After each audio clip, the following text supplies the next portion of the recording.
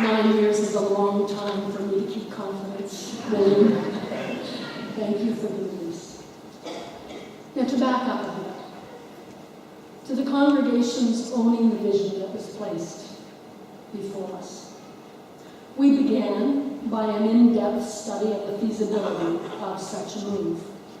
We worked with consultants to determine a mission, vision, goal. We surveyed our neighbors throughout the emerging communities within Elmira to understand the needs and possibilities for the enhancement of community life here in Elmira. Committees and subcommittees were struck. We are Presbyterian, after all.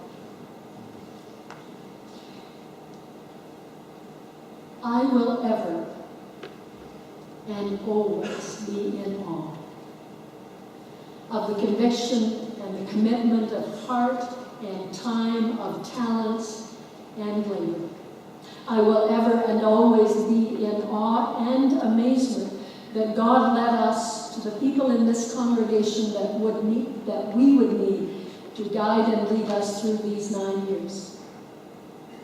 I will ever and always be in awe that so many people would give everything of themselves: heart, spirit, time, finances. And I will ever be in awe that all of you would give what you could and who you are to fulfill this call that we have believed was from God. And so I say thank you. You are an amazing people. It has been a long journey. Feels like yesterday, seems like forever. First, there was the task of finding the perfect piece of land after 3 or 4 almost but not quite. Followed by getting a congregation of a couple or 300 people to agree on a design and getting it all approved by the Presbyterian National Church watchguards. Along the way, we needed to find and choose the best for us contractors. You have dealt with day-to-day building crises and the decisions that had to be made at every turn. Budgets had to be realistic enough to adapt. There was a property and a facility that we all loved that needed to be sold.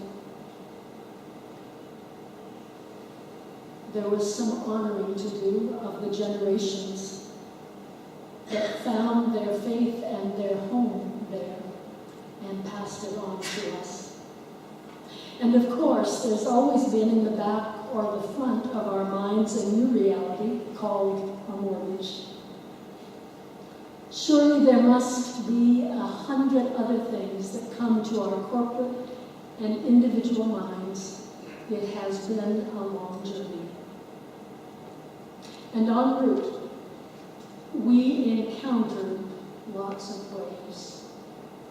Some soothing, some not so much, some downright turbulent. Yet somehow, and those of you who know me know that when I say somehow, I mean thanks to the Spirit of God. Somehow we've ridden those waves out together, albeit at times a little worse for the wear. Before the Spirit tapped us on the heart, most of us wouldn't have believed that we had the stuff within us, amongst us, to stay afloat, to pilot to shore.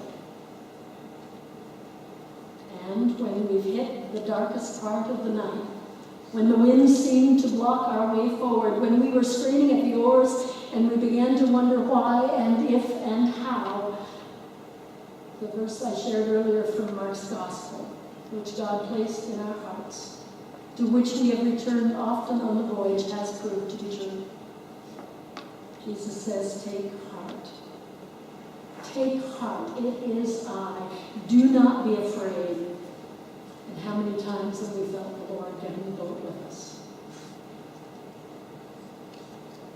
The kids think 9 years is a lifetime. There's a story that might just remind us that God's time is different from ours. It's a story about a fellow who asked God one day, God, is it true that a minute to us is like 1,000 years to you? And God said, yes, that's true. So the man said, is it also true that a penny to us is like thousands and thousands of dollars with you? And God said, yes, that's also true. Well, said the man, I'm wondering, would you be willing to give me one of those pennies? And God said, of course, my son, just give me a minute.